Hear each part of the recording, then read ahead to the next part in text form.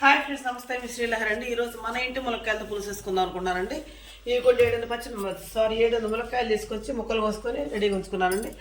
5-6 ఉల్లిపాయలు, కాస్త ఎండుమిరపకాయ ముక్కలు, కాస్తంత చింతపండు, కాస్తంత కరివేపాకు, ఎల్లిపాయ, జీలకర్ర, అల్లం పేస్ట్.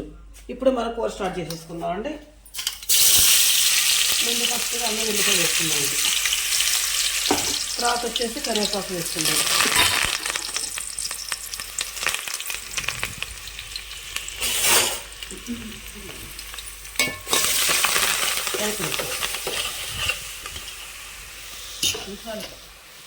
తర్వాత ఎండుమిరపకాయలు దూరకు పెట్టు, ఫోన్ పాడైపోద్దమ్మా. తర్వాత ఎండుమిరపకాయలు,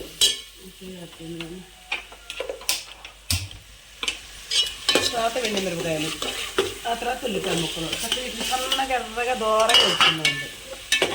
ఎరుపు రంగు వచ్చినా దూరంగా వేసేద్దాం. ఇంకొన్ని ముక్కలన్నీ బాగా వేగిన తర్వాత అప్పుడు మనం మునక్కాయలు వేసుకొని, మునక్కాయ ముక్కలు కాయలు కాదు, మునక్కాయ ముక్కలు వేసుకొని పసుపు ఉప్పు వేసుకొని మగ్గిన తర్వాత అప్పుడు చింతపండు పోసుకుందామండి. ఉల్లిపాయలు, పచ్చిమిరకాయలు, అల్లం వెల్లుల్లి పేస్ట్ చక్కగా మంచిగా వేగినాయండి. ఇప్పుడు మనం ముక్కలు వేసేసుకుందామండి. నెక్స్ట్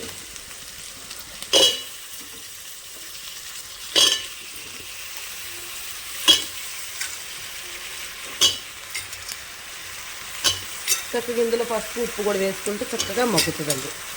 మగ్గిన తర్వాత మనం చింతపండు పోసుకున్నాం అనుకోండి, చింతపండు పులుసు పోసుకుంటే చక్కగా ముక్కలు పడుతుందండి.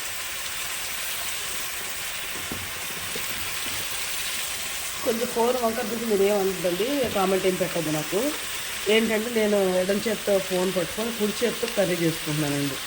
నాకు స్టాండ్ అట్లాంటివి నేను ఏం కొనుక్కోలేదు. పొద్దున కొంచెం ఏమైనా కొంచెం అడగటానికి కూడా కొంచెం ఇబ్బంది. పిల్లలు ఉన్నారు కానీ తమ పిల్లలు వాళ్ళు స్కూల్కి వెళ్ళే పిల్లలు కాబట్టి కొంచెం కంగారుగా కొంచెం ఒక్కోసారి వస్తారు, ఒక్కోసారి రారు పిల్లలు.